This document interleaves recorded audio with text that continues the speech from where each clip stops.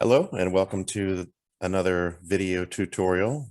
This is Ron Tragar coming back to you with another discussion, and we're going to today talking about sludge thickening and sludge dewatering. So we're going to be covering some of the main parts of those processes that pertain to the Florida wastewater exams. So by all means, know that this is not a tutorial on how to run these pieces of equipment or a complete, version of all of the material that's in the manuals on all of these processes. We're going to be abridging or condensing what's the need to know material for some of the processes. And we're making this video to help folks out with sludge digestion and sludge dewatering and sludge thickening processes to help them prepare for their state exams and maybe pick up a few pointers along the way. So that's the goal of this. This is probably not going to be inclusive of, say, like an ABC exam or any other state exams in the United States or abroad. This is just condensed to kind of help out those that are getting ready for their C level, their B level, or their A level wastewater exams here in Florida. So without much more than that, I just want to kind of tell you that my name is Ron, and I'll be making this video for you guys today. And this is going to be part one, let's say, of the digestion processes that will be coming up in another video. We're going to be going into anaerobic sludge digestion, part one and part two that would kind of follow along with this presentation. So we'll be talking about that shortly, and I hope that this is helpful for you. So let's go ahead and jump in. All right, so shown on the screen here is our leading slide, and I just kind of want to point out to you that we're going to be talking about sludge thickening and sludge dewatering today. And the thickening process is shown here. That would be, let me go ahead and circle this so we can kind of see what we're talking about. So the thickening process is here. This is before any of the digestion or any of the processes downstream, like aerobic digesters or anaerobic digesters. And we will also be talking about over here on this end of it, what do we do with the digested sludge afterwards? So we're going to be talking about dewatering processes like belt filter presses, sludge drying beds, and then just talk about a couple of the other processes that are out there. So that's kind of the goal of this. And notice that on the screen, we have the thickening process circled, and going into the thickening process is primary sludge or waste activated sludge. That's what the WAS is waste activated sludge. So it could be either of these, it could be both of these, it could be a combination of those, and it could just be just the waste activated sludge. So we're going to talk about that as well.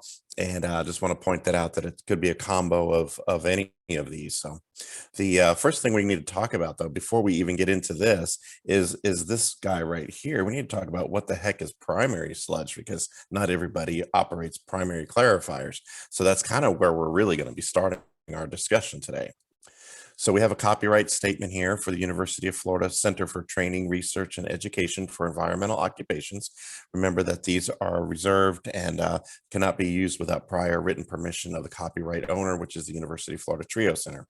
And this is April of 2021. And this is my contact information. So I'll be presenting this to you today. I work here at the University of Florida TRIO Center. I'm the senior training specialist here for water and wastewater programs, and my contact information is shown: 352-294-3881, and my email address is rtrygar@trio, that's TREEO.ufl.edu. And please visit our website at uftrio.org. We're also on Facebook and LinkedIn, so check us out there and follow us there if you'd like. And these videos that I'm making right now, including this one, will be posted on a website called Vimeo, Vimeo, and that's probably how you're seeing this right now anyway, is through the Vimeo page. But I do have other videos there, and you can check those out as well. So there's lots of other drinking water and wastewater videos that we produced during the year 2020 and into 2021 to help you guys out for exam preparation. The references I'm using for this session are the California State University from Sacramento, that's the CSUS, California State University, Sacramento, Operation of Wastewater Treatment Plants, Volume 1, Volume 2, and what is now currently known as the Advanced Waste Treatment manual. And so we have essentially 3 California State University courses that we're pulling this information from. Those are essentially the references that are used for the state exam questions. So that's where this material is coming from. So the agenda for this session looks like this. We're going to talk about primary clarifiers. We're going to talk about gravity thickeners, talk about dissolved air flotation thickening. We've got some discussion on what gravity belt thickeners are. There's several other types of thickeners that won't be really discussed in depth here, but we'll tell you what they are. Then we'll get into dewatering, which is after the digestion and after the final treatment. So we're going to dewater the sludge and make like a sludge cake that can be disposed of.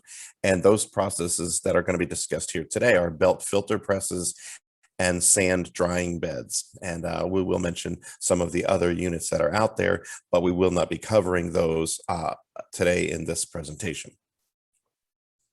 All right, first, before we get started on this, we have to make sure we're clear on something, that the discussions today will be talking about solids and thickened sludge using the terms percent solids.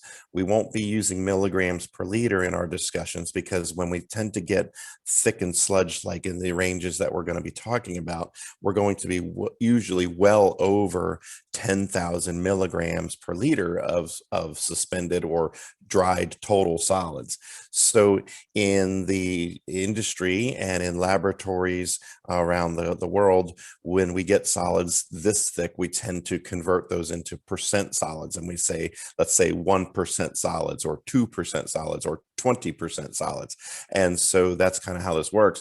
We're going to, I want you to know that there's a conversion factor here. There's, for every 1% of solids would equal 10,000 milligrams per liter.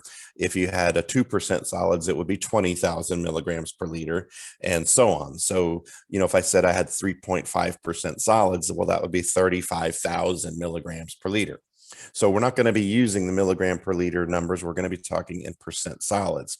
As shown here on the screen, it says, for example, waste activated sludge, which is generally a thinner, more watery sludge from the biological processes.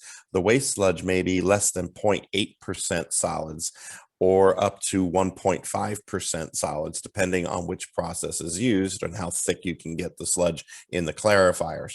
Dewatered sludge cake, for instance, can be somewhere between, say, 15% solids up to, and maybe even over 25% solids. Some of the processes that are out there can get the dried sludge cake up into the, into the 30%. So, that's what we're going to be talking about, is everything in percent solids here today. All right, so first step is primary clarification. And the reason we're talking about this here is because there are things you need to know about primary clarifiers, and they're not always found in our treatment plants, especially here in Florida. We don't have a whole lot of treatment plants with primary clarifiers. They are making a comeback in our industry because they are an energy efficient way to reduce the amount of solids loading on downstream processes. If you think about the amount of settlable solids and floatable scum that can be removed by a primary clarifier using just a very low horsepower motor that you would see in the center of this particular clarifier. And that's actually a very energy efficient method of removing some of this material before it goes into, say, an activated sludge process or a trickling filter plant or RBC plant. So primary clarifiers are seen around the United States very often in some of the larger plants, but not as often here in Florida. And we'll talk a little bit more about that in the anaerobic digestion process discussion. So why do we have primary treatment? So what's the big deal? Primary treatment, like I said just a minute ago, reduces the settlable solids burden on downstream secondary processes. Those downstream secondary processes are usually biological treatment. So we could have trickling filters and RBCs. These two are known as what we call attached growth processes. So the bacteria grow on a media So I'm going to write here attached growth. So the bacteria that are doing the treatment of BOD removal are growing either on some rock or plastic media in the case of a trickling filter, and then the wastewater, the primary effluent, is applied to the trickling filter surface.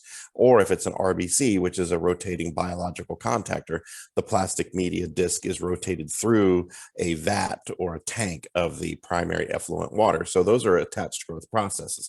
And obviously, we wouldn't want to put a whole lot of heavy, settleable, gritty type of solids on the surface of a trickling filter, or clog up the media voids between the RBC discs or even in the trickling filter rocks, and then produce a lot of odors. So that's why primary treatments are beneficial for those. And then activated sludge processes, which are known as suspended growth processes, can benefit from a primary clarifier, because we're going to reduce the amount of total solids being put on the activated sludge basin. So it's going to reduce the organic loading and the solids loadings into those activated sludge processes. You find them here in Florida at some of the bigger treatment plants. We'll say some treatment facilities, maybe in the 8 to 10 million gallon a day range or higher, may have primary clarifiers. Some of the larger cities around Florida have treatment plants that still use primary clarifiers. And those would be like in the metropolitan areas of say, Tampa Bay, Orlando area, the southeast Florida coast along the Miami-Dade County metro area, and so forth. So you may see primary clarifiers out there, and that's what we're going to talk about here today, the benefit of those. So where does it fit in the process? So kind of talking to you about primary clarifiers right now, you can kind of see right here, if I just kind of box this in, notice where the placement of the primary clarifier is. It's after the grit removal and the bar screen, which is preliminary treatment, and it's before the secondary treatment process. So it's kind of sandwiched in between those. And as you can guess, you're going to get a lot of the grit and the really heavy settleable solids out in a primary sludge that will have to be dealt with. We're also going to get floatable scum and soaps and all that kind of stuff on the surface of the primary, which then also has to be handled. So that's what our discussion is today, is really what are we going to do with this sludge, and how are we going to thicken it before it goes to final processing, say in an anaerobic digester. So primary treatment is placed right here. Now I'm showing here on this screen, I'm kind of showing you that we have secondary treatment as an aeration tank and an activated sludge plant. But recall that I said that it may not be an activated sludge plant. It could be an RBC plant or a trickling filter. So if it's RBCs or trickling filters, you're still going to have solids that have to be settled out in what we consider a downstream secondary clarifier. So in the secondary clarifier, we're also going to be producing some solids that have to be handled. The way that we handle this type of sludge is generally called waste activated sludge, and that's going to go to further treatment. So for more water removal and volume reduction. And these two sludges, the primary sludge and the waste activated sludge, will need to be thickened up a little bit before we put it into the digesters. Now, in some cases here in Florida, if we have just, let's say, a activated sludge process in the plant, we may not have to thicken the waste activated sludge before an aerobic digester. So those are a little bit different than the anaerobic digesters.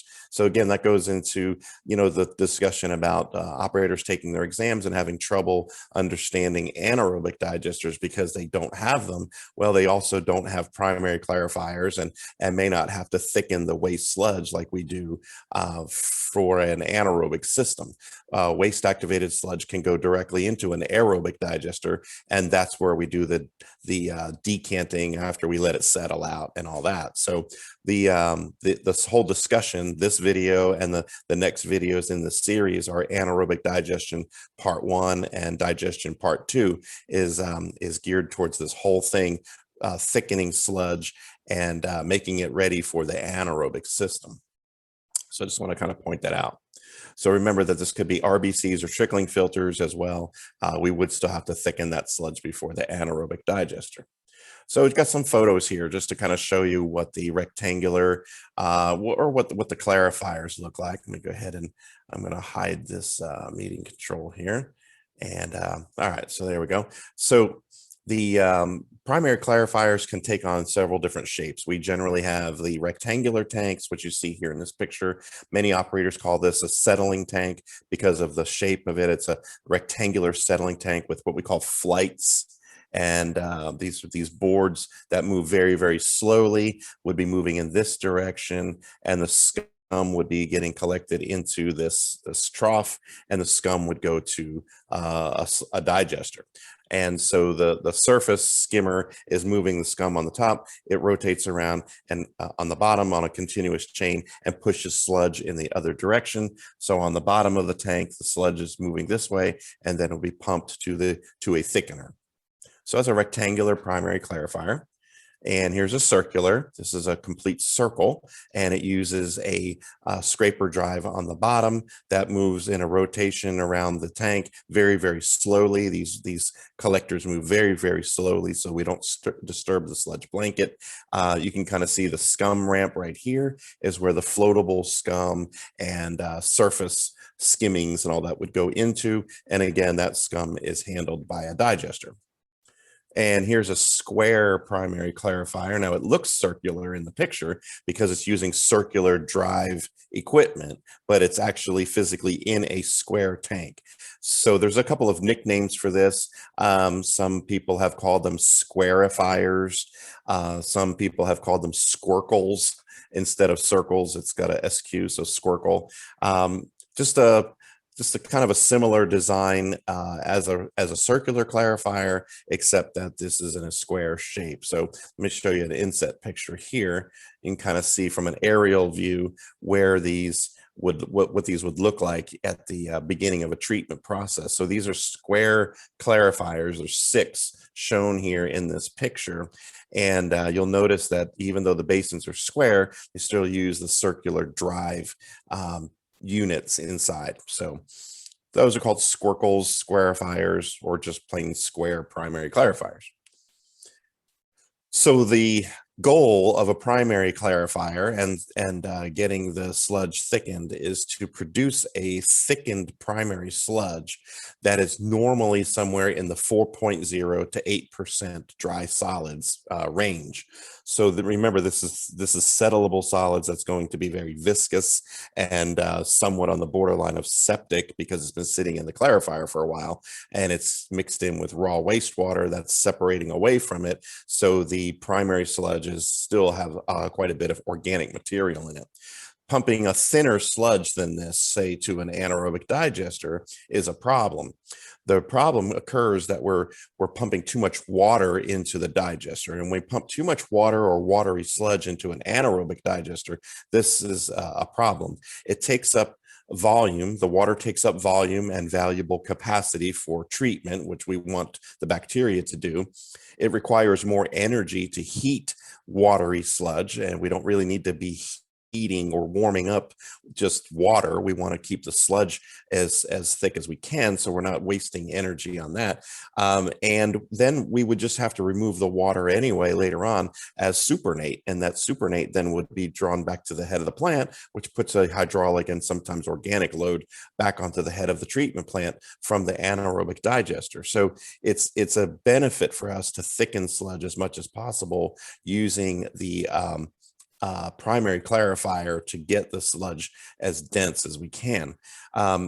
Just a rule of thumb, sludge heading up to an anaerobic digester that's less than 3.5% solids would kind of violate that second bullet point there. It would be too watery and it would use up a lot of energy. Got to also think that we're going to dilute with this water. We would dilute, say, the alkalinity that is actually present in the digester that we need for the bacteria to maintain the correct pH balance, and also make sure that we don't get an upset condition. So watery sludge tends to dilute the contents of the tank, which could cause some problems later on with a sour digester, or reducing the volatile acid alkalinity ratio, or rather, I'm sorry, increasing the volatile acid alkalinity ratio.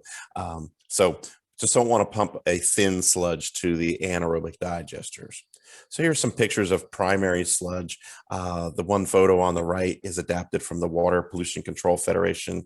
Over time, it became the WEF. Now it's the Water Environment Federation, but those photos are adapted from a course that they had. And you can kind of see the thickened sludge in that bucket.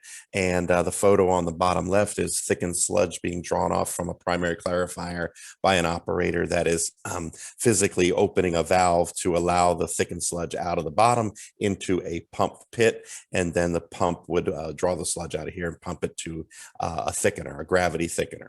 So this is a good example of a thickened primary sludge. Very odorous, usually has a very pungent, say a sour odor to it, and think about it as borderline fermentive already.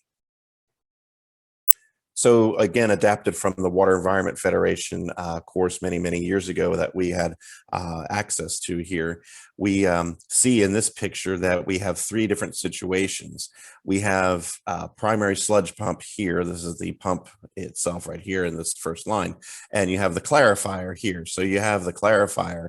And the idea of pumping sludge from a primary clarifier is you want to pump as thick a sludge as possible, but you certainly don't want to leave too many solids in the clarifier so that it starts to gasify and causes odors. So where it says pumped too little, what they mean by that is that if you were to shut off the pump at this particular point, the sludge coming out here is still very black and viscous and odorous, and it's leaving a lot of solids behind in the clarifier. So if you were to say stop the pumping right at this point, you might actually be leaving too much sludge in the primary, and the sludge blanket would continue to be too high. If you see on the second line here, where we say pumped too much, it means that if you were to go out and visibly look at the pump discharge coming out, we'd say, look how watery this is. So we left the pump running too long, and we drew all the sludge blanket out of the primary clarifier. So now we have just thin sludge in there, and it's not able to compact itself and produce a good thickened sludge. So there's a fine line between pumping too little and pumping too much. You generally want to watch the sludge blanket and the concentration of the sludge itself, the thickness and density of the discharge sludge coming out of the pump. So those are two key factors: sludge blanket and sludge consistency as the density goes, the total solids. And on the bottom, it's kind of like what we call the Goldilocks principle. We say we're pumped just right. So if we were to say shut off the pump at this point, it's not too watery, it's not too thick, it's still leaving some blanket in here, not enough to go septic. Now the pump would have to be kicked on again a couple hours later, and we pump a little bit of sludge each time into the anaerobic digester. So we don't want to overload the anaerobic digester anyway. So general rule of thumb with primary clarifiers is to pump smaller amounts of solids from the basin, but more frequently over the course of a day. So you don't want to just turn on the pump and pump all the sludge blanket out in the first first part of your shift at the treatment plant. You would want to pump a little bit in the morning and a little bit in the afternoon, and then during the course of the day, the other preceding shifts or shifts afterwards would then also pump a little bit of sludge in the morning, a little bit in the afternoon, that kind of thing. So we're always trying to maintain some sludge blanket, but not leave too much in the primary clarifier.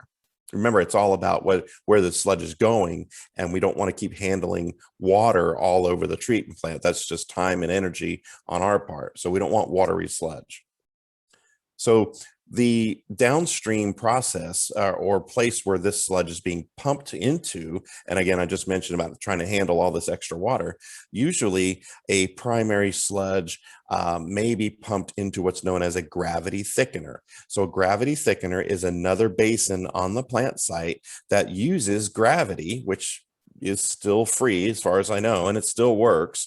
So gravity is used to allow for settling, for additional settling out of the solids and liquid water to separate and the solids to compact and get even thicker. So if you have thin primary sludge, you would pump this into a gravity thickener. Now we have like an intermediate place where we can thicken the sludge a little bit more before it goes to an anaerobic digester or aerobic digester if that's what you're operating.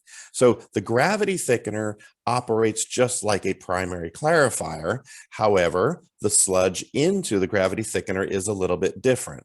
The inlet sludge to a gravity thickener is essentially a mixture of sludge. The mixture is primary sludge from the bottom of the primaries and potentially the waste activated sludge from the secondary treatment process. And remember, it could be trickling filter biological slimes, or it could be waste activated sludge from the actual secondary clarifier of an activated sludge plant. So the two sludges blend together and go into a gravity thickener. Then we just allow the solids, liquid solid separation to occur, and we draw off the water, the liquid water from the gravity thickener goes back to the head of the plant for further treatment or retreatment, if you will.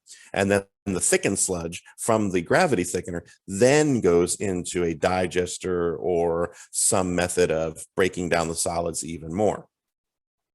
So gravity thickener looks something like this, a little diagram, little cutaway view here. What you're seeing in this picture is it would be a circular clarifier or circular gravity thickener, and the sludge comes in. It says sludge inlet coming in. So the sludge comes in to the center here and is allowed to settle out. So the solids settle out and form a heavy blanket. Now the differences between this and a regular secondary clarifier, circular clarifier, is the slope. You notice that this is somewhat sloped here to provide for more compaction and thickening. And we also don't usually have draft tubes or sludge suction tubes coming off of these. Usually it's a sump that the sludge comes down into. So the sludge migrates down into a sump and then it gets very, very thick. The other difference is that on the actual rotating arm assembly, there are these structures called pickets, and I'm kind of highlighting them in red here. These pickets are part of the drive that goes along the bottom, the scraper drive. And you can imagine that we're building up a pretty thick sludge blanket here, and as it gets thick, it starts to gasify and it starts to get somewhat septic. So this picket or these pickets kind of go through the sludge very, very slowly, the sludge blanket, and actually help to release bound gases that are building in the sludge flocks or in the heavy sludge blanket. So it helps kind of release those, kind of like in a blending situation, a kind of a gentle, blending or gentle agitation as it goes through, and the bubbles come up from the surface. So that way we don't get sludge pop-ups or actual sludge rising sludge in the gravity thickener. So the pickets are there to kind of provide a little bit of extra blending of the sludge blanket. I'll show you a picture here in just a minute. You'll see some, and I'll point those pickets out to you. So in a drained, empty gravity thickener. So this is one of the facilities I worked at as a youngster in the industry. This is back in my days as an operator trainee on a shift. So this is one of my original plants I worked at. It's a 28 MGD wastewater treatment plant using conventional activated sludge. And what we see here is primary clarifiers are here. We have the conventional activated sludge process here. I believe this was complete mix. And then we have secondary clarifiers here. So we're going to produce sludge from the primaries and the secondaries. And we're going to want to thicken that sludge so it's not so watery, because we're going to send the sludge over here to our anaerobic digesters. So we want this to be as thick as we can. So what we're going to do is we're going to use the gravity thickeners, which I just circled here. These are covered because it does produce some odors. So they're covered, and there's air scrubbers or odorous air scrubbers used on here to kind of polish or prevent odorous gases from being released. So there's enclosed tanks. These are enclosed with like a fiberglass type of dome. And the sludge that's going into here, let me kind of point this out to y'all. The sludge that's going into there is going to be the primary sludge, which you can kind of see I'm highlighting here. in the gray line. So you can kind of see that. That's from the primary clarifiers. And then we also have in here the waste activated sludge from the secondary clarifiers. So any of the waste is blended here, usually somewhere outside the basins. It could go into there separately, but usually it's blended. And then it's fed into whichever sludge concentration thickener that we have online. And we generally ran 2 at a time, and 1 was down for maintenance, cleaning, and all that kind of stuff. It just kind of rotated them around in that kind of order. So usually had 2 of them in service, and the thickened sludge from, say, these 2 here would then be pumped into whichever anaerobic digester was accepting the feed sludge. So that's kind of how that would work. So these are intermediate clarifiers designed to thicken the waste and the primary sludge. Here's an example of inside of a gravity thickener. So you can kind of see the amount of debris and stuff that's kind of clinging to the structure in here, a lot of these rags and things like that. But this accepts the primary sludge and the waste sludge from an activated sludge plant. And the structure that you see and kind of highlight here in red, that's the scraper drive, and the I-beams, or the pieces of steel coming up, are the what we call the pickets. So that's what's a little bit different about this than a primary clarifier. And this is the liquid overflow out of the gravity thickener. So you can kind of see it's gray. It's got some bubbles on the surface. That's okay. The bubbles are fine. That's what it's designed to do, is release the gases. You don't want to see a lot of heavy solids. You don't want to see sludge coming over here, because then it's not doing its job. If solids are leaving the gravity thickener, then you're just recirculating solids back to the head of the plant, which is obviously a problem. So we want it to look something like this. It's going to be gray, viscous, probably have some odor to it, but it's going back into the treatment plant for retreatment. All right, so there's some factors that affect gravity thickeners. Well, we're going to want to pay attention to these. The first thing is the type of feed sludge that we're putting into the gravity thickener. Is it primary sludge? Is it secondary waste activated sludge? Is it a combination of both? What type of sludge is it? Another factor that affects the gravity thickener is the age of that feed sludge.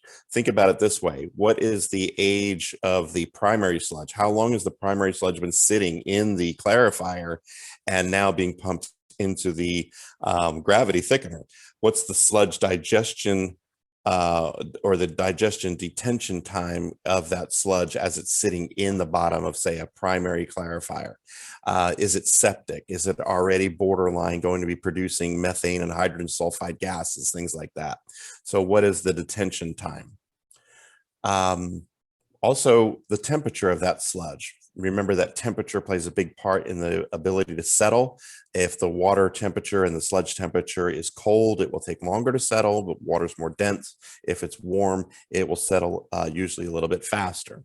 But remember that it also will go somewhat anaerobic in the gravity thickener quicker if it is too warm. The blanket depth of the gravity thickener. So how many feet of sludge do we have in there? The way that this is measured, again, can be a couple of ways. You could use your core sampler. Most people are familiar with the brand called Sludge Judge, which is a trade name for a core sampler that's clear PVC or clear pipe that collects a sample down at the bottom of the, or rather in the tank. Or you can use a sounding method, an ultrasonic sounding method that uses, say, a blanket interface unit that sounds a signal as you get into the thickened sludge. There's several ways that you could measure the sludge blanket in a gravity thickener. So we want to pay attention to that blanket depth. We don't want it to be too thin. We don't want it to be too low. And we don't want it certainly to be too high. Like, let's say in a 10-foot deep gravity thickener, we wouldn't want 9 feet of sludge in there, because then we're going to be producing probably some gases and producing some septicity.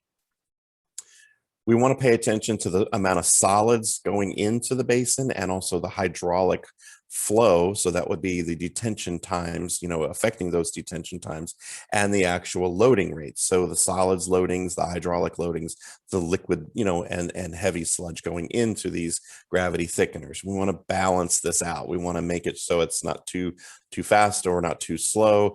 Too slow would produce a lot of gases. Too fast would not be allowing it to do its job correctly.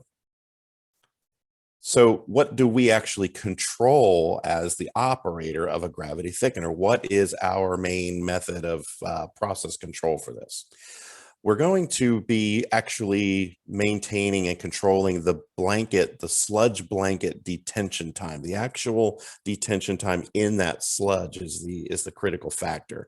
We don't want to, again, have the sludge blanket laying in there too long, and we don't want it to be too short. Remember, we're trying to thicken sludge to an optimum amount, so say between 4 to 8% solids. We don't want less than 3.5%. And if it's greater than 8%, it may be so thick that it might be tough to actually get it out of the tank. So we control the sludge withdrawal rate. We control how much sludge we're pumping to our anaerobic digesters or wherever it's going afterwards. But the sludge withdrawal rate is the pumps that pull the sludge out of the bottom of the gravity thickener. The other thing which we're monitoring is the blanket depth. So we're going to use the blanket depth as a gauge to kind of decide how much to pump and how long to run that pump, and the optimum consistency of the sludge blanket. We're going to be able to, or rather, we may also be able to control the rake speed or the scraper speed if your clarifier, or rather your gravity thickener, is equipped with that. So some clarifier drives have variable speed motors or variable speed drives that can speed up a little bit or slow down a little bit. Again, we're not going too fast here. We're just going very slow. But in some cases, the collector rake speed can be adjusted if you're having, say, gasification, and that those pickets should be coming through the sludge just a little bit faster to release some of those gases, or if you're going too fast and you're producing too thin of a sludge. So if it's possible, you could control the collector rake speed. The top two, I think, are the ones that we definitely want to pay attention to: the sludge withdrawal rate and the blanket depth. We're going to be monitoring the consistency of the sludge. So remember the expected results we're shooting for here in just primary sludge by itself. If that's what's going into the gravity thickener, then we should be getting out of the thickener somewhere between 8 to 10%. Remember, the primary clarifier put the sludge into the basin at between 4 to 8%. And now the gravity thickener is going even further to say, let's make it be 8 to 10% solids. So that's a pretty thick sludge then heading up into our digesters. The waste activated sludge, if it's only handling waste activated sludge and we're putting it in there, say between 0.8 to 1.5% solids, the gravity thickener should be able to get us up to about 2 to 4% solids. Now, this is going to be an issue for the anaerobic digester because too thin of a sludge could affect the way the anaerobic digester works. And that's generally why the two sludges are blended together. So when we have this bullet point showing you here, primary sludge and waste sludge combined, we generally go for somewhere between 4 to 9%.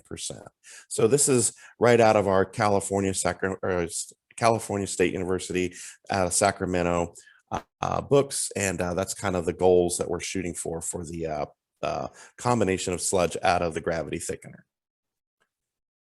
Observations that we use, just physically going and looking at these tanks. We have to make rounds of the plants. We walk through the plant. We basically go in and check this stuff out, and we're making visual observations. We're using our nose as a sense of smell to determine if it's too septic or if there's anything unusual, and we're using our ears to listen to the mechanical sounds that are going on, so making sure that everything is working properly. So these observations are found all the way through the plant. And a gravity thickener, you're going to be paying attention to the surface quality of the gravity thickener. Shouldn't see a lot of thickened sludge rising and kind of laying on the surface. You shouldn't see pop-ups of black, thick sludge on the gravity thickener surface. So you're going to check the surface quality. You're going to check the weir overflow quality. I showed you that picture a little bit ago of the water coming over the weir. You don't want it to have solids in it. You want it to be gray, somewhat dense looking, but again, no heavy solids leaving the gravity thickener.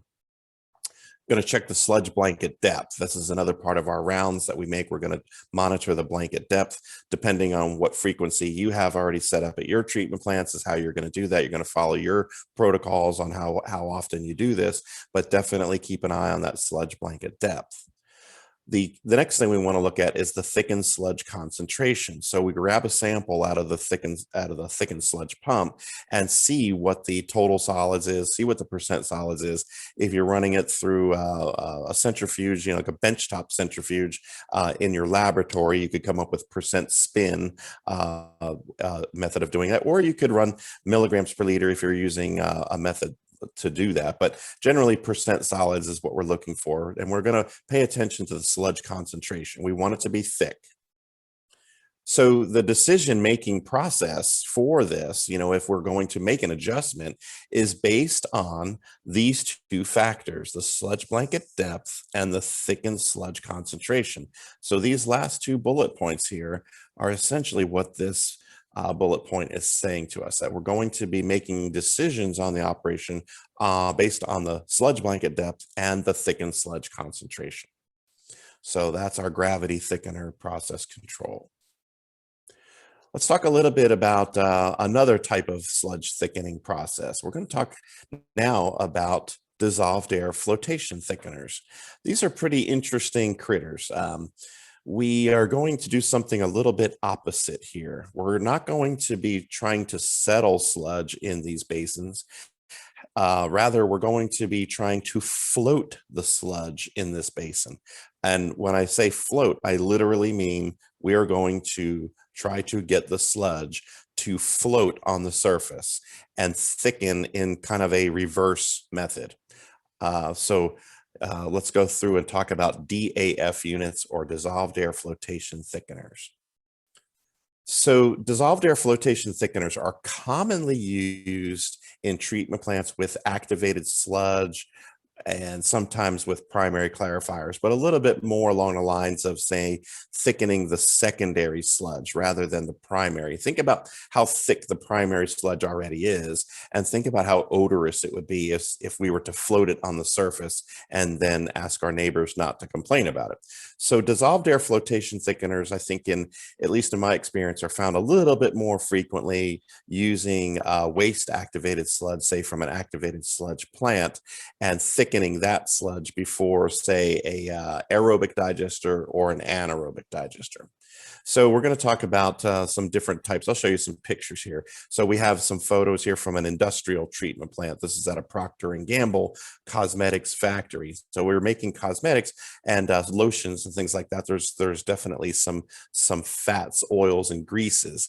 And so this can be floated to the surface a little bit easier because it's already somewhat hydrophobic and it wants to float on the surface anyway. So we can take advantage of that fact by using a dissolved air flotation thickener.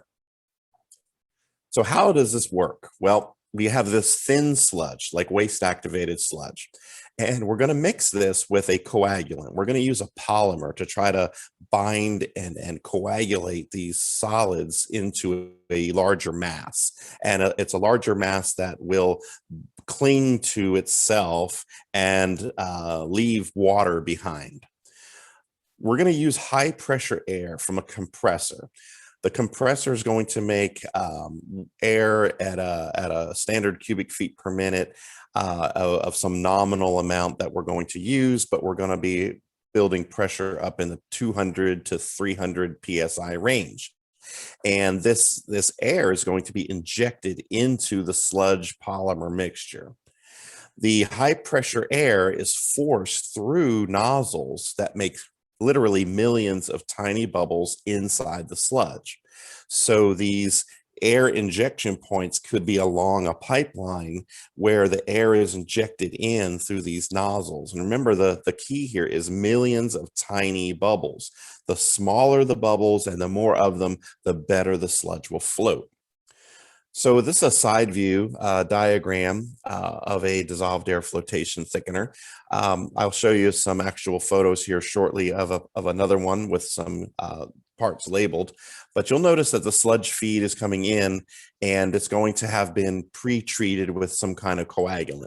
The air is shown over here as the pressure tank, and the air is injected in to the sludge, and the sludge then tends to float. So the sludge particles tend to float towards the surface.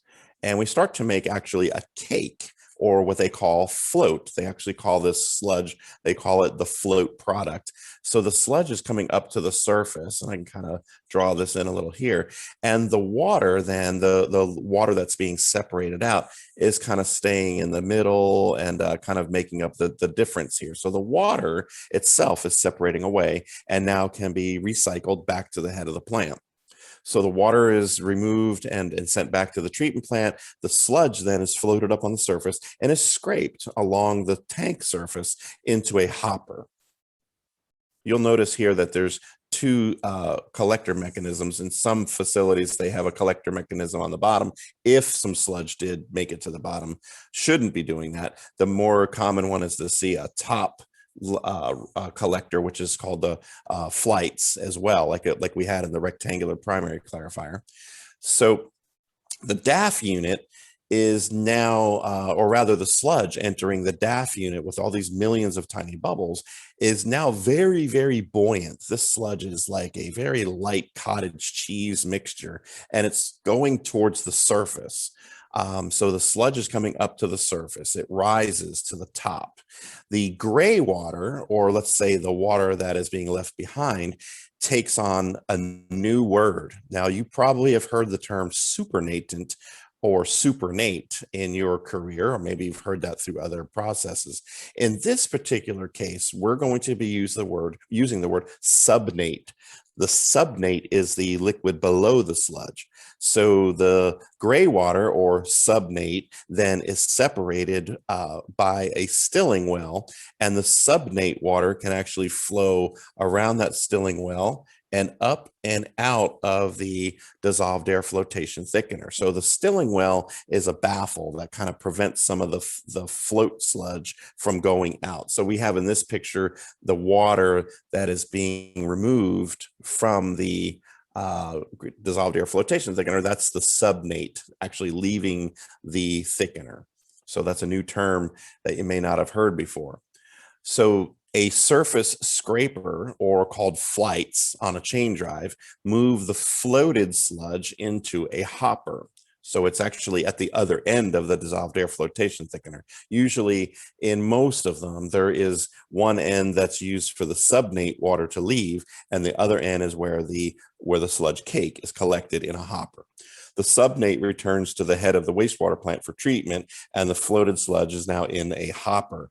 The hopper is a pump suction is connected to that. Let's say that the hopper is connected to a pump suction, and this pump that has to be able to pump a very thick sludge now, a very dense sludge, is going to pump the sludge, the float sludge, to, say, a digester or somewhere for other treatment. So the critical factor here is the amount of air that's injected into the inlet sludge. Now, obviously, we have to have the right polymer and coagulation process happening as well. That's critical as well. But the air injection in is another key component. The air solids ratio is actually the key to the proper operation. So the total solids that you're injecting the air into, and the cubic feet per minute, and the actual PSI is the air to solids ratio was what makes that. So the ratio will change with the density of the inlet sludge. If you have thicker sludge, it's going to change the ratio a little bit. So you're going to have to either increase air pressure or decrease air volume and pressure. Maintain a high pressure, but the air volume is also critical. So that ratio changes with the density of the inlet sludge. So as a process control here, you're going to want to measure the actual suspended solids concentration coming into the DAF unit. Now remember, smaller bubbles equal efficient sludge flotation. Smaller bubbles. Large bubbles tend to inhibit the good sludge flotation, and smaller bubbles make it better. Now here's the next bullet point. This is a good one. I'm going to highlight that one and say, okay, so many smaller bubbles, let's say more millions of them, say very high amount of smaller bubbles, means more efficient sludge flotation. So this is critical. The more bubbles, and the smaller those bubbles are, the more efficient the sludge flotation is. If you're having trouble operating this, then one of the things to check is obviously the airflow and the size of the bubbles through those nozzles, and make sure the nozzles aren't clogged or getting gummed up or whatever. Obviously, you want to make sure that they're all working optimally. So that's one of the keys. So high pressure air is stored on site. The compressor generally puts air into a high pressure tank. This is at a facility using a DAF unit. This was around 200 PSI for this particular unit, but it does range depending on manufacturers. So it's a very high pressure air. Got to be very careful around these units. And in the photo off to the right, you see that graduated cylinders are shown to show the sludge flotation. So as the sludge is entering the dissolved air flotation thickener, it looks something like this. It's because it's coming in, and then as it's entering the tank and now inside the tank, you can kind of see that the solids are coming to the surface and the gray water is kind of going down. And in this one, obviously you can see right here the floated sludge up toward the top, and the gray water here are also known as the subnate. So if you're having too much solids in the subnate water and it's very dirty, then you'd want to optimize the upstream sludge conditioning with your coagulant. Make sure you're using the right coagulant and it's being dosed properly to the type of sludge that's coming in the plant. So that variable, that type of sludge and the consistency of the feed sludge is critically important. And you want to always make sure that you're feeding the right polymer and the right amount of that polymer into the sludge for coagulation and then floating up to the surface. So this was on the website or the Anaconda website that was talking about different wastewater treatment units. And so they had a great photo there of the dissolved air flotation thickener sludge in a graduated cylinder.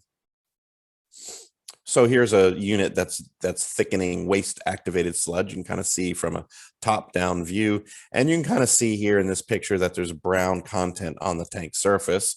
And I did not take this photo, but I would say that on this end of the unit is where the subnate is leaving and the flights move in this direction. So the float is getting thicker and thicker and thicker as it heads this way and is scraped off by these flights. These are the flights that move very slowly along the surface and push the cake sludge into a hopper.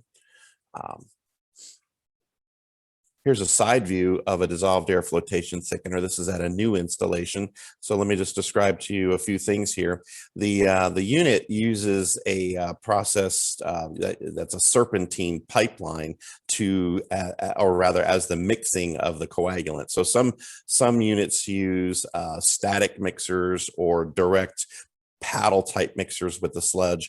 This particular one is using a serpentine pipeline that gives the sludge and polymer some turbulence to help them kind of glue together and also age this, give it time to glue itself together. So the blue line here is the inlet sludge feed from the unit process ahead of it. So this would be like, say, from the waste activated sludge. The injection points are shown here for the polymer or coagulant. And then the sludge and the coagulant tend to go in a serpentine back and forth, back and forth, back and forth pipeline here. And it heads that way. So as it's doing that, every time it goes through and around one of these elbows and makes a 90-degree and then another 90-degree turn, so 180-degree turn and going up and down, we end up getting this this gentle mixing. So this is the sludge feed. So the feed is going towards the bottom of the DAF unit and the air is injected at that point. So the air is injected into the coagulated sludge feed. So the float is going to start coming up to the surface right away. It's going to actually start floating to the top of this dissolved air flotation thickener. So the float heads up to the top. The gray water stays near the middle or bottom, and it is separated out. So at the top, I'll show you the top of this in just a second, but the gray water heads this way out through this line back to the head of the plant, and the floated sludge goes down this little hopper that you see here into a pump suction. These are the thickened sludge pumps. These are progressing cavity pumps to pump a very thick sludge. So these are positive displacement progressing cavity type pumps that are used for this. And then those pumps pump the sludge to I believe this was at a plant that used a centrifuge. So the centrifuge then thickened the sludge the rest of the way for dewatering purposes. So that's kind of a side view of a dissolved air flotation thickener at a new installation. Here's one at an industrial treatment plant. I mentioned a little bit earlier, products that contain oils and greases and things like that that are made of, say, we're making lotions at industrial facilities, could use a dissolved air flotation thickener because the sludge, or the material, is already somewhat hydrophobic and wants to separate away from the water. So here's at an industrial facility. You see a little walkway here. Operator can come up and check the chain drive, which you see here, and you see the flights that are recirculating, or kind of rotating rather, back and forth through the thickened sludge at the surface. So here's the polymer and coagulant, or rather coagulant and sludge mixture used at this plant. Notice that it uses the serpentine pipeline, but then the pipeline gets reduced in diameter size. And so it's kind of speeding up that fluid flow a little bit as it's going in smaller diameter. And then over here, what you're noticing in this picture, kind of circle them in here, is the air injection point. So right along that whole line, looks like it's about a 2 or 2.5 inch sludge feed line, is air injection points. So the air can be injected in at multiple locations, or whatever the operator decides to do here. So that's the air injection points. Here's what it looks like in the actual operation. So we're looking at it where the sludge is actually coming in, and you're seeing that the floated sludge is rising to the surface, and we have this flight that is actually coming along here, and it's going to push the floated sludge towards the outlet. And this is a baffle right here, and the gray water is coming underneath that baffle and then heading out over that weir back to the head of the treatment plant. So that's the gray water, the gray treated water that's heading back to the treatment plant. The floated sludge then makes this like cottage cheese mixture. And notice in this picture that it's kind of pink colored because they made certain lotions for the Oil of Olay company, or for Procter & Gamble under the trade name of Oil of Olay. So here's the dissolved air flotation thickener outlet. This is that's the surface scraper that's pushing the sludge into a chute. The floated sludge is heading down the chute towards a pump. And then in this particular plant, they had a holding tank for a centrifuge, and then they used a centrifuge to dewater it the rest of the way.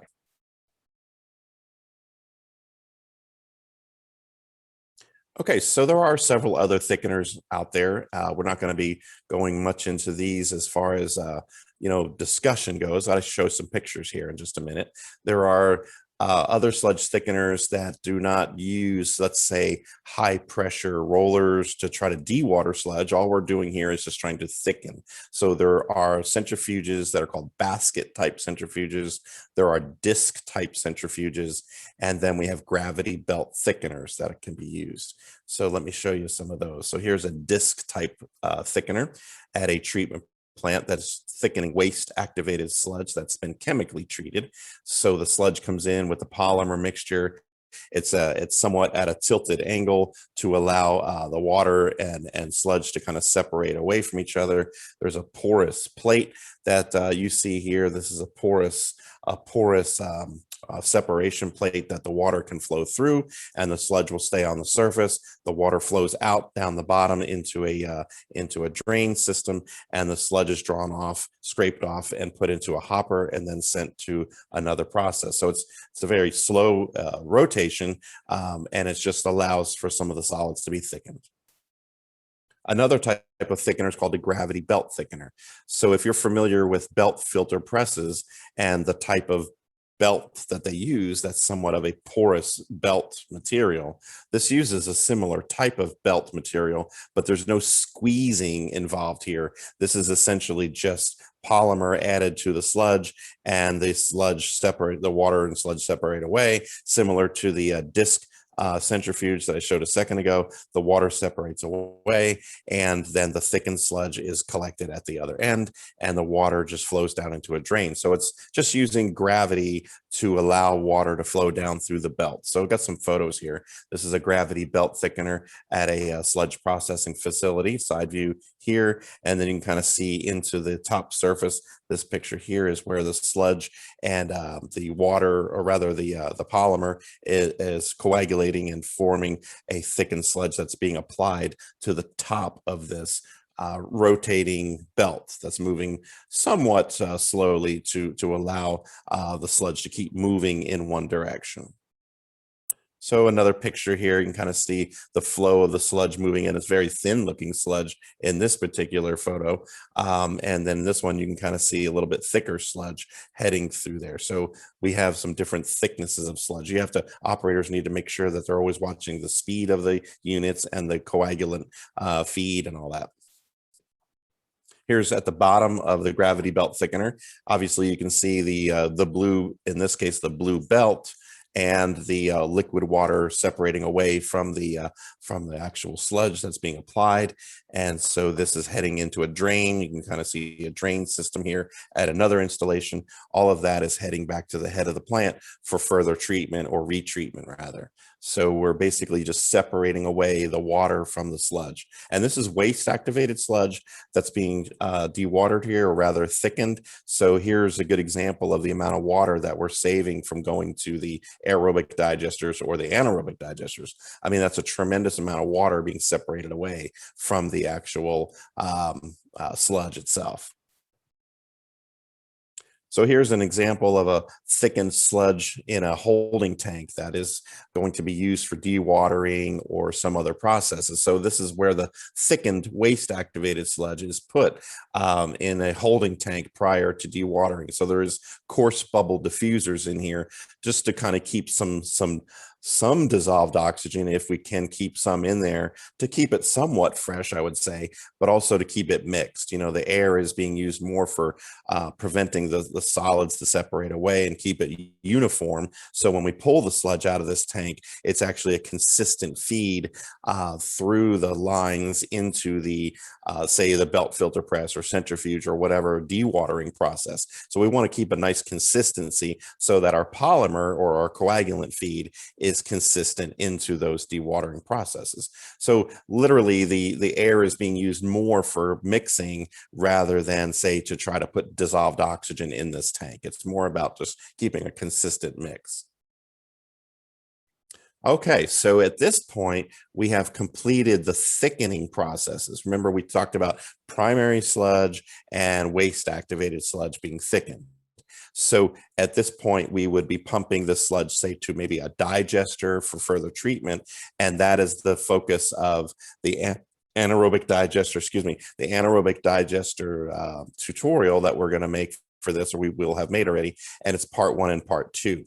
So that's kind of an intermediate here in this presentation. So we're going to stop here with the thickening part, and then we're going to pick it back up in just a second on the next slide about the dewatering part. So we're going to talk about sludge dewatering to make a final product. So again, go back and look at the anaerobic digester presentation that we're building for this particular series to see what's happening in between the thickener and the dewatering processes.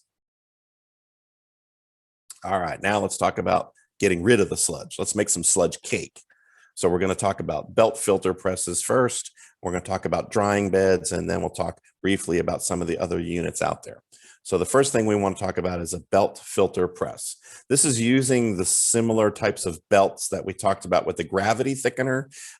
In this particular case, we're not using just, say, one continuous looped belt on a series of rollers like in the gravity thickener. In this particular case, we're using 2 separate belts that are going to be working in tandem, and the belt drive, or the motors that are turning these belts so that they move together, are actually going to combine. These 2 belts are going to come together and press on top of each other and squeeze water out from the sludge. Actually, think about it as like more of a mechanical, physical pressing and squeezing of these belts on each other to squish the water out of the treated sludge.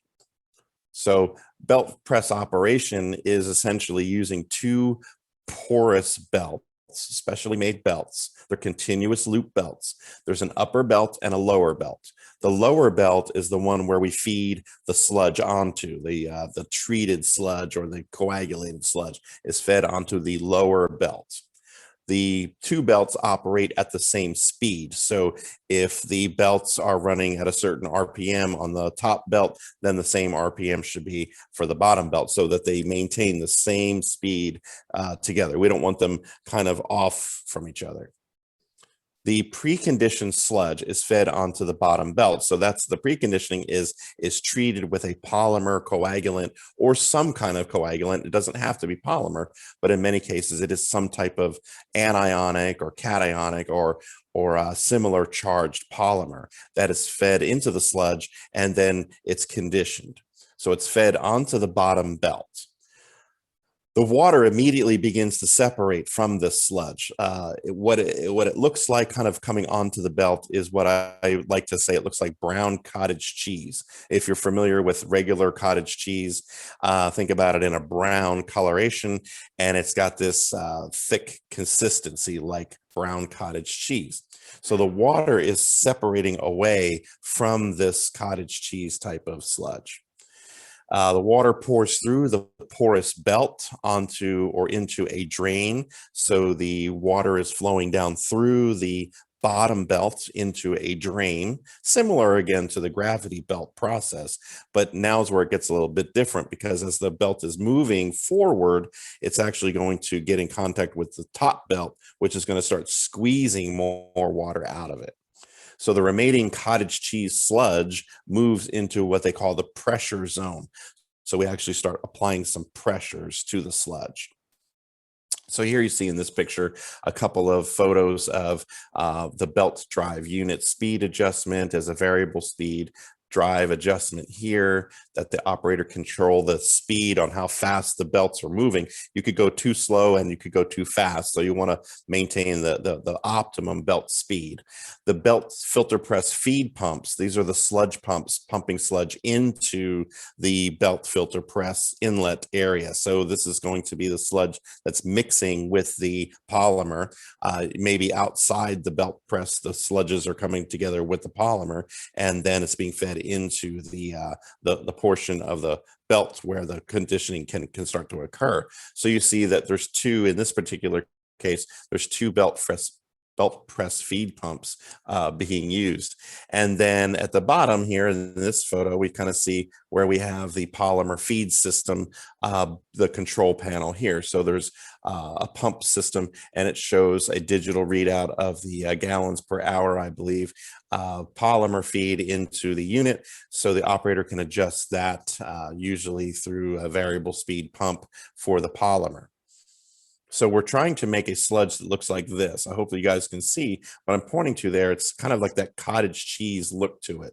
So the sludge is flowing into and onto the top belt at this cottage cheese looking consistency. In this photo, you see a different manufacturer belt filter press. So the sludge feed is coming down this way, and it's flowing as it's flowing onto the belt. The actual belt is moving this direction. The sludge is being fed onto the front of the belt, and this is the initial draining portion of the belt filter press, and it uses these little wedges to kind of move the sludge along on the bed. These little wedges tend to help center the sludge on the top, or rather, I'm sorry, on the bottom belt before it gets into the pressure zone. So this particular one, you can see there's lots of different wedge-shaped directional units here that kind of move the sludge a little bit. It helps kind of condition it and get it ready for the pressure zone. So that's just a different brand of belt press manufacturers, many of them on the market. So as the belts move together, they begin to squeeze the water out of the sludge. When I say as they move together, as they tend to get closer together. So you got the bottom belt and you've got the top belt, and the two belts are going to kind of start to come together and gently tend to form a pocket and start squishing the sludge mixture. So they squeeze that water, extra water out of the sludge. As the belts continue moving towards the outer or outlet part of the belt filter press, say towards the sludge conveyor, they enter what's called the high pressure squeeze zone. And there's a series of rollers that exert very high pressure on these belts.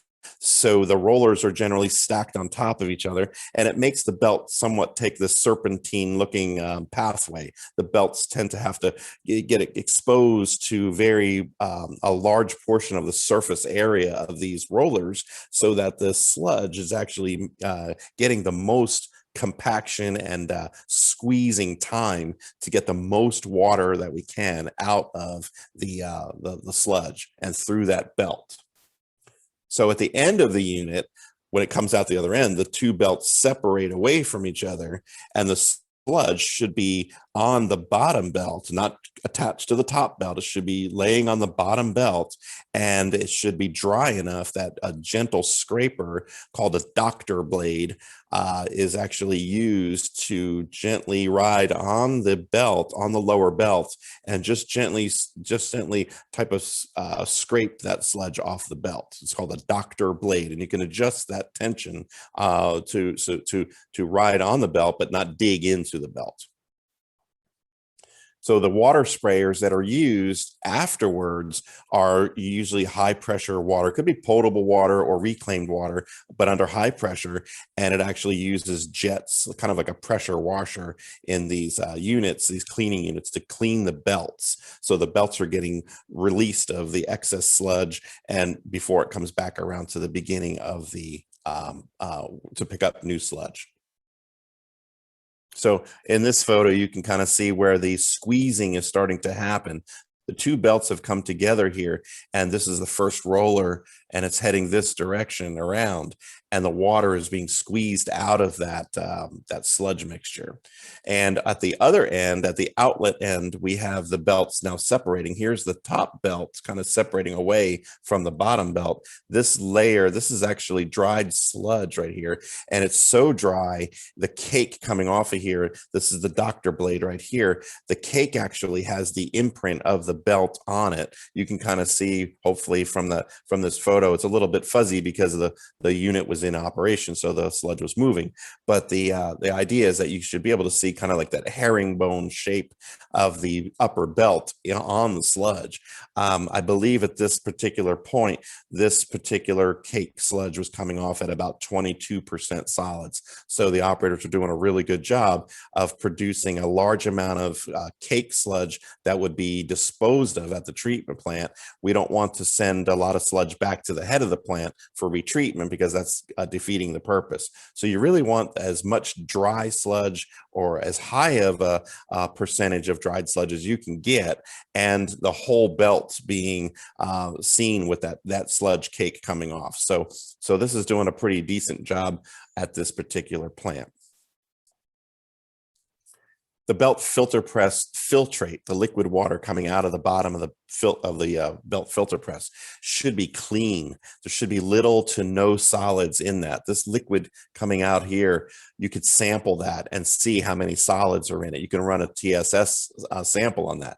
You should have very little solids. In this particular picture, this is a photo from operators that were running a centrifuge, but the idea is the same. This is centrate in this particular one, but the idea is the same, is that you do not want solids in that liquid because that's defeating the purpose. You want that centrate or filtrate to be as clean as possibly able to. So there's a beaker here of centrate in that beaker, and there's an operator on the other side of the room. They can actually see the person in that. It's how clear that centrate is. So very proud of them for getting such a clean centrate. So the controls for a belt filter press.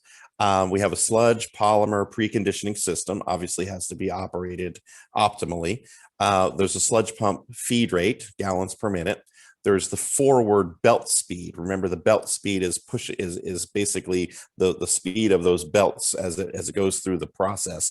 There's a tensioner on the belt themselves. So remember, we want very high tension on this, very high pressure, but you don't want it too high. There's an optimum for this. You don't want it too loose and you don't want it too high. There's an optimum for every belt press. Should maintain it within the operating guidelines that come with your belt press.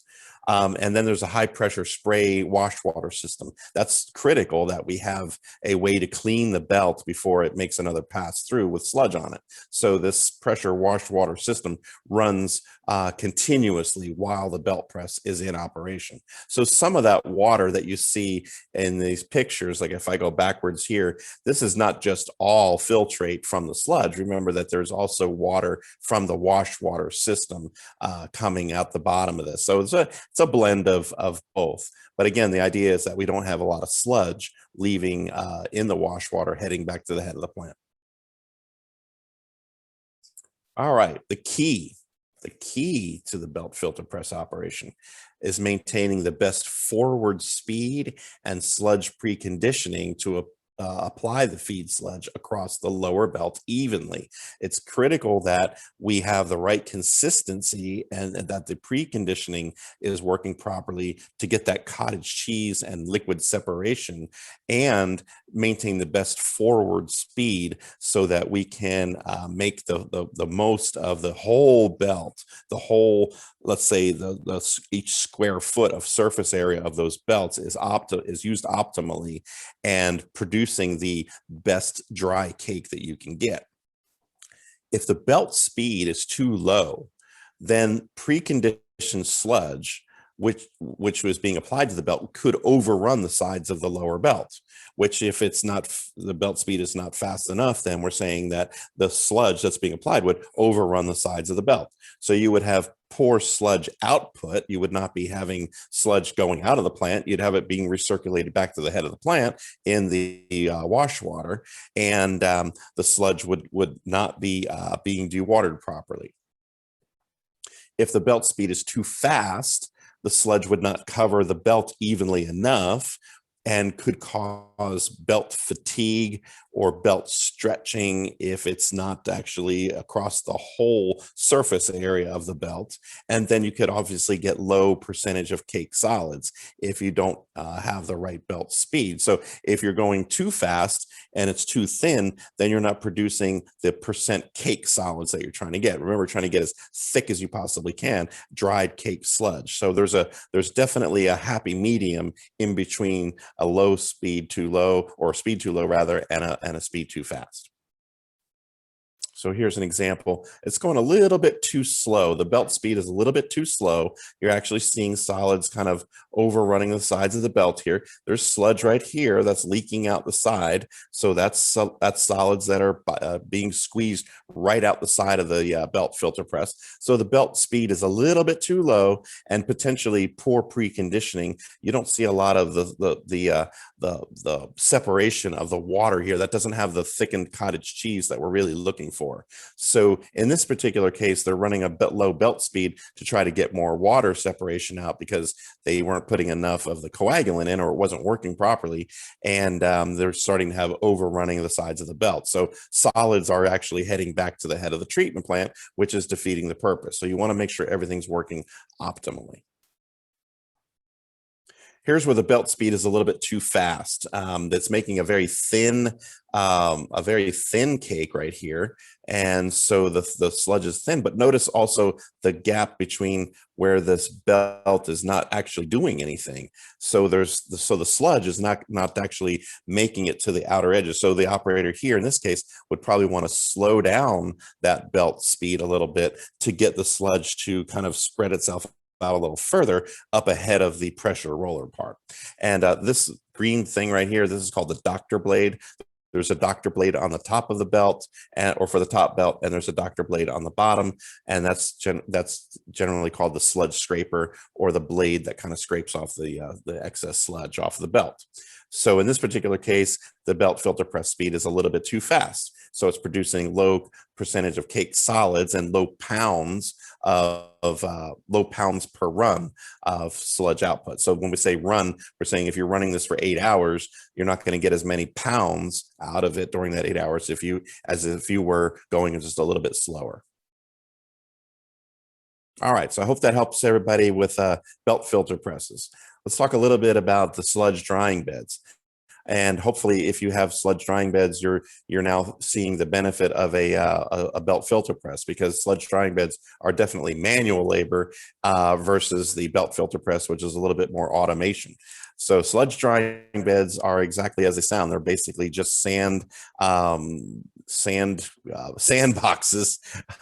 in a way, with an under drain that the water could be captured in, and the solids are allowed to dry out. So like you kind of see in this picture, we've got some dried cake solids. This sludge drying bed is actually ready to be pulled off or the sludge removed, and it is done manually by either some rakes that you use or shovels to gently lift the sludge off the top. Now you try not to get too much sand with the sludge.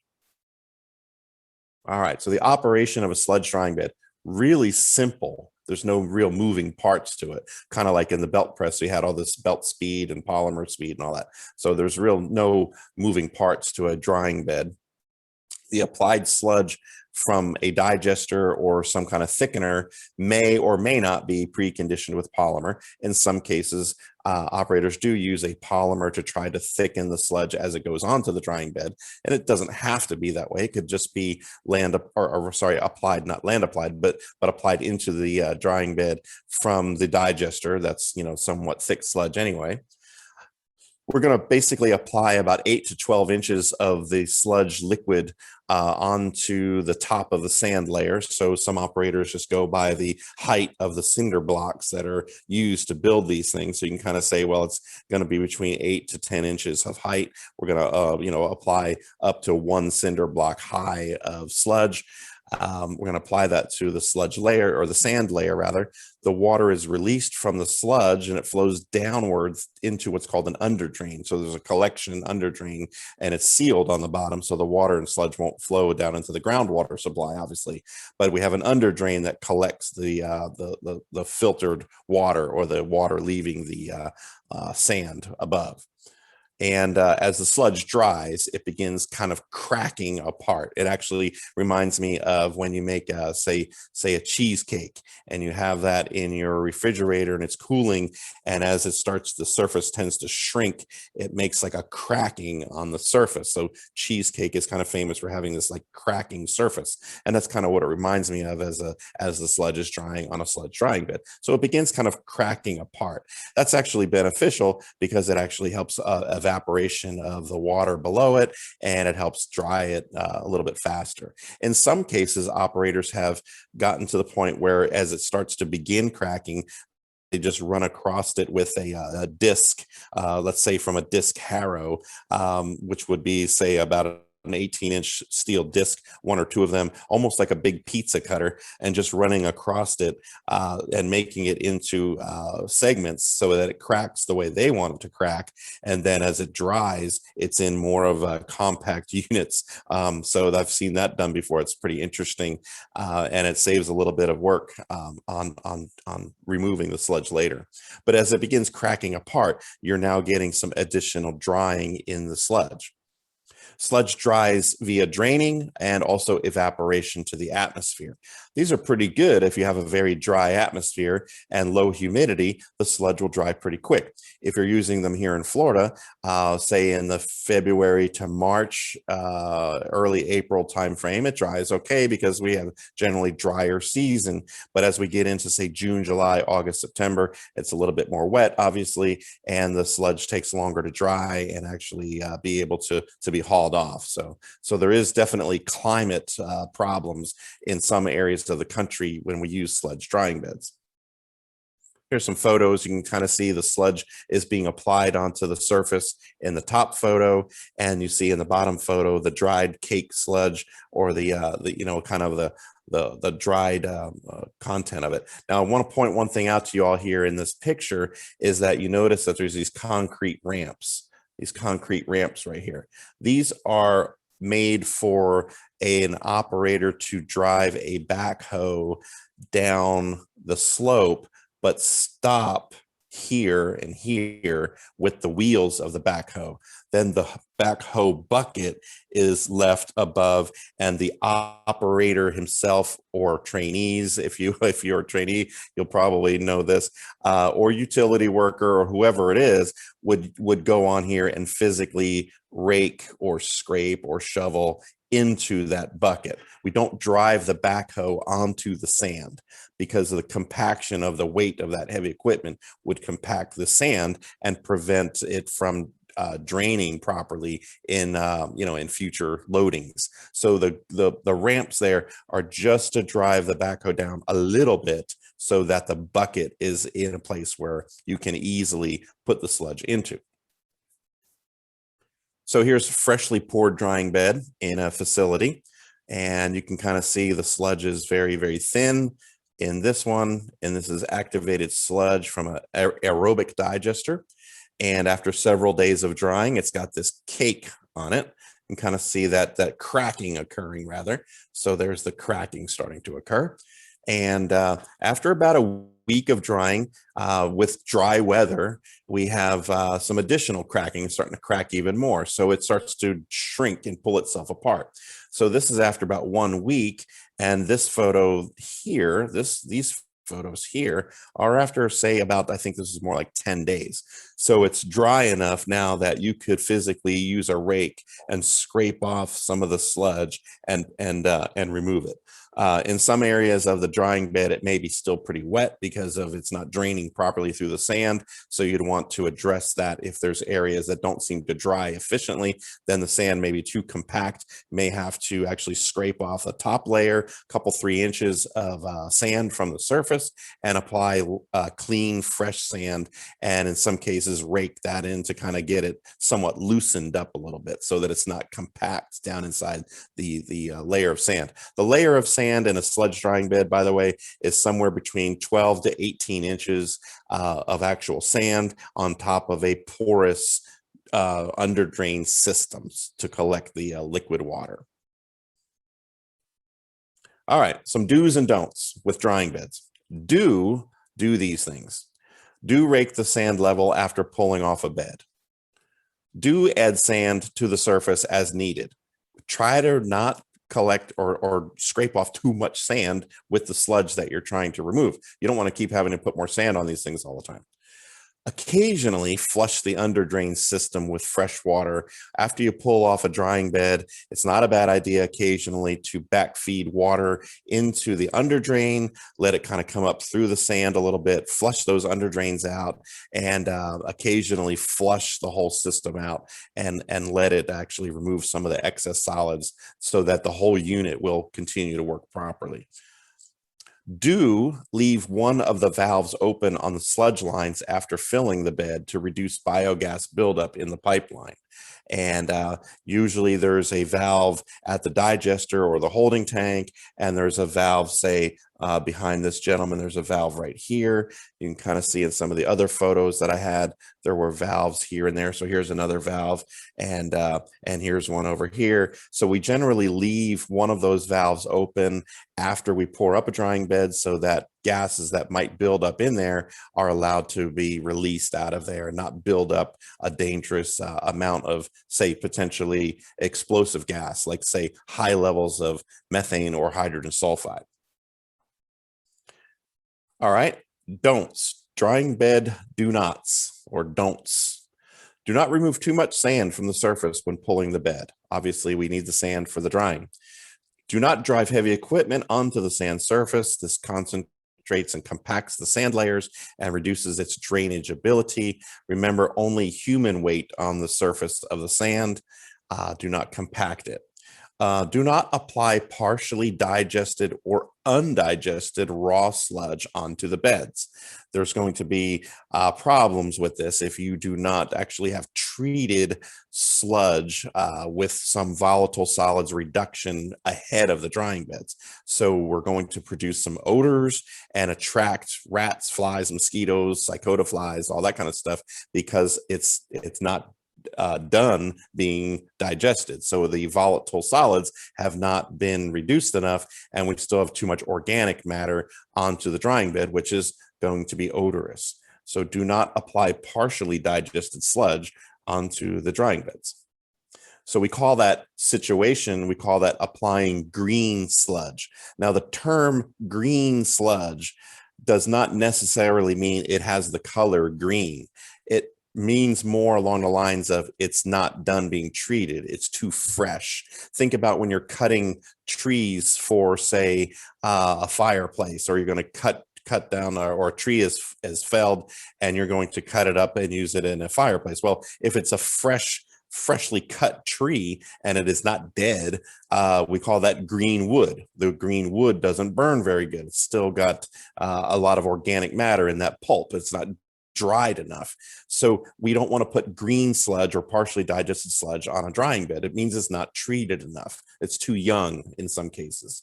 So partially treated sludge or green sludge is still high in volatile solids, and the organic content is still high. You could actually have, if it's a phosphorus removing plant, a very high amount of orthophosphate in that sludge as well, if it's a Bardenfo type of process or some kind of phosphorus removing facility. And so if that is available as well, then we're going to have some problems. So the sludge itself, because it's not done being treated, somewhat viscous and somewhat slimy, let's say, and it doesn't dewater very good on the drying beds. It doesn't want to separate the water away. So it leaves this watery surface layer on the actual surface of the sludge. So the algae can actually start to grow in that liquid layer in the sunlight, especially with the high amounts of phosphate from a phosphorus removing plant. And remember, it's staying wet for longer periods of time. So the more exposure the water has with phosphorus in it and organic material to sunlight, we start to produce even a green color. So they physically can take on a greenish appearance. The odors tend to start to be developed, and algae tends to grow. Foul odors will attract what we call vectors. Vectors are things that carry diseases from so let's say a contaminant like sludge or biosolids that could have fecal coliform in it, and that vector then lands on the sludge and consumes or does something on the sludge. Now the vectors, or rather the bacteria, the harmful viruses and things like that, are on the fly or the mosquito. Then the mosquito lands on you, and now you have the virus or the bacteria. So the vector is the in between. So flies, mosquitoes, rats, all that kind of stuff are considered vectors. So we want to try to reduce the attraction to the vectors by avoiding putting green sludge onto the drying beds. So in this photo, and by the way, this is not photoshopped. This is actually a photo that I took of a drying bed at one of the treatment plants I worked at. And this was when we physically did exactly what we're not supposed to do. We had to make room for sludge in our digester. We just pumped some sludge in that day, and it wasn't done really being fully broken down on organic matter. So we poured up a drying bed. This has been taking 2 to 3 weeks to get to this point in this picture, and the sludge is not dewatering very good, and it actually did produce a green color. I did not Photoshop this picture. It actually is a true green sludge. So it's partially digested sludge that does produce this, in this case, the green color. It doesn't have to be green, by the way, to have this problem. It's just that in this particular case, there's so much phosphorus content in there that it's available to the algae and things like that to grow. All right, so how do we correct it? What what we're going to do then is apply a dry lime powder to the sludge surface, or a pesticide if you're approved to do that. What we're trying to do is reduce the odors and reduce the vector attraction. Our manuals say that a pesticide could be used, but we have to have approval to do that. Remember where the sludge may be going later, and so you need to make sure that you're using this accordingly. You're going to allow the sludge to dry via mostly evaporation. This is going to take a long time. Hopefully it's not raining on top of it and making it even longer. When it's dry enough, remove it as best you can and dispose of it. And a lot of times we're not land applying this kind of sludge. This is going to go more towards a landfill and then be covered in a regular sanitary landfill. All right, so we got some bags of dry lime powder here, and here's a bag that's obviously opened. And so that's, if you haven't seen dry lime powder at a wastewater plant, there you go. And other dewatering methods. So not included in this discussion, but other ones that are out there are what we call plate and frame presses that squish sludge in between two plates that have a frame that pushes them together hydraulically. We have screw presses, which rotate very slowly and mechanically squeeze sludge between, say, metal pieces of equipment and squeeze the water out through a porous mesh. We have rotary presses, which again move at a very slow pace and produce a very dry sludge. We have scroll type centrifuges. These are more of the high speed centrifuges that are long and somewhat rectangular in shape, that use a spinning type of unit and a slow speed scroll that scrapes the sludge and pushes it off after the water's been removed. And then lastly here on the last bullet point is sludge dewatering boxes, which is what you see in this picture. This is a sludge dewatering box. Essentially, it's a roll-off dumpster that has belt filter press material inside of it, making what we call the under drain underneath. And then the sludge is applied and the liquid separates away, goes through the belt filter press material. The sludge stays in the drying in the box. The liquid comes out, and then a company comes and picks up the dumpster like it's a big roll-off dumpster, and they take it to the land application or the final disposal site, whether it's for further processing or landfill or whatever. So in this particular case, the operators at this plant found this to be very helpful. And this is the one that they liked because they got tired of shoveling drying beds all the time. All right. So that concludes our session. If you have questions or comments or need further information, you would like to reach out to me, please do so. You can reach me at the University of Florida Trio Center, and my number again is 352-294-3881, and my email address is rtrigar@trio.ufl.edu. And please look us up online, check out our website. We will be making some additional presentations for anaerobic digestion that will go along with this particular one. So hopefully this will be one in a series of videos that will help you guys out. I know it's somewhat lengthy. Obviously, you can fast forward if you haven't done so already, but go back and watch this as much as you need to. Hopefully this will help you for your Florida Class C, B, or A exams, and maybe just in operation in general. So I appreciate you guys watching. Thanks again, everybody. I hope this was real helpful, and we'll see you on the other side.